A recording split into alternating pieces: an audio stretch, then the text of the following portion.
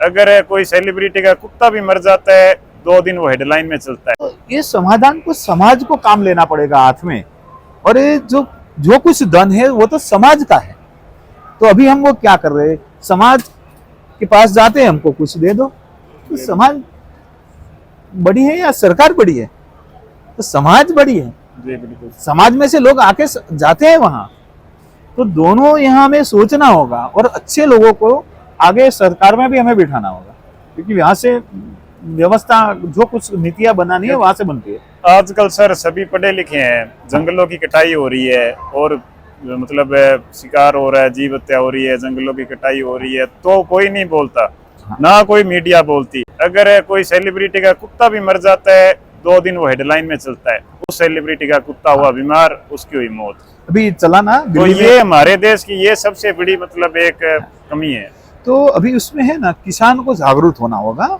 अगर जो बोल रहे हैं कि गौ हत्या बंद करवाओ, तो कौन बंद करवाने आएगा? अपने गांव में देख लो, अपनी गाय है, अगर मर गई तो अपनी जमीन है, अपनी पास जमीन नहीं है तो गांव की जमीन है, उसमें जाके वो खड्डा करके उसमें उस पे पेड़ लगा दो, तो बहुत खाद हो गया वो, और वो पेड़ पे बहुत अच्छा फल फूल भी आएंगे।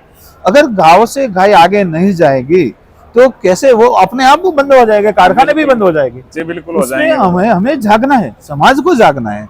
सरकार ठीक है अपने हिसाब से वो काम कर ही रही है, लेकिन हमें भी अपने लेवल पे काम करना पड़ेगा, तब जाके ये चीजें बंद होगी। सारा कुछ हमें सरकार पे नहीं छोड़ सकते। हाँ, अपने और ना सरकार कर भी नहीं सकती है सारा कुछ। हाँ, फिर भी बहुत अच्छा समय है। जो प्रशासन जो अपने हिसाब से जो कर रहे हैं वो तो कर रहे हैं, क्योंकि प्राकृतिक आपदा आ जाती है कभी कभी, तो वो कहाँ कितना काम सोच के करेंगे, मगर ये समाज का काम है।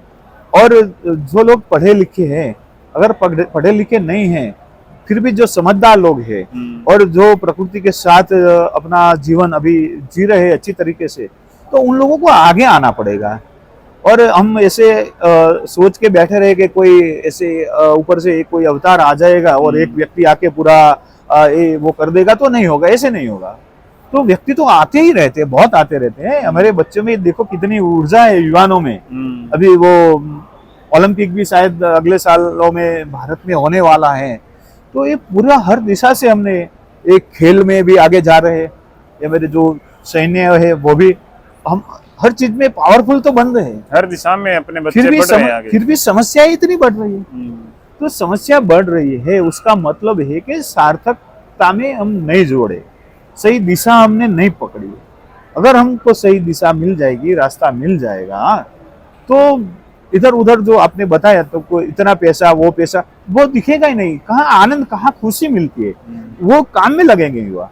जब खुशी हमें मिलती है, उस काम में हम लगते हैं ना, तो हमारा आनंद है वो 2 गुना हो जाता है। और हमारे जो हम लिस्ट बनाएंगे, देखेंगे, तो हमारी आवश्यकता इतनी ज्यादा नहीं है।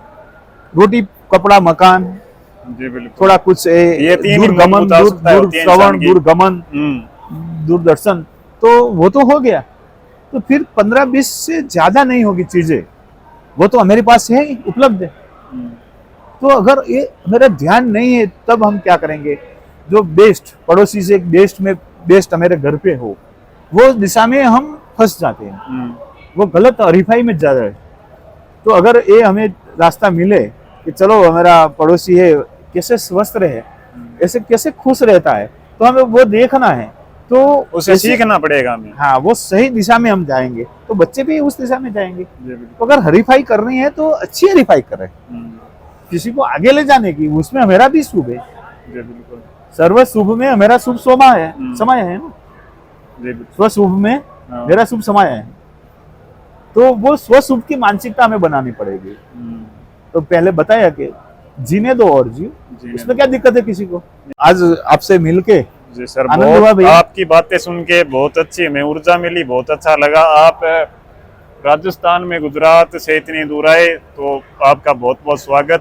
2-3 साल से ये सर कार्य करें, तो पहले ये शिक्षक थे, तो ये देखो ये पूरे जो भारतवर्ष में घूम घूम के जो अपना इन चीजों का ये प्रचार कर रहे हैं कि अपने जीवन को सही दिशा में लगाओ और एक लक्ष्य बनाओ, गायों की सेवा करो, जानवरों से प्रेम करो, प्रकृति से जुड़ो। बिल्कुल। तो बहुत बहुत धन्यवाद सर आपका। ओके।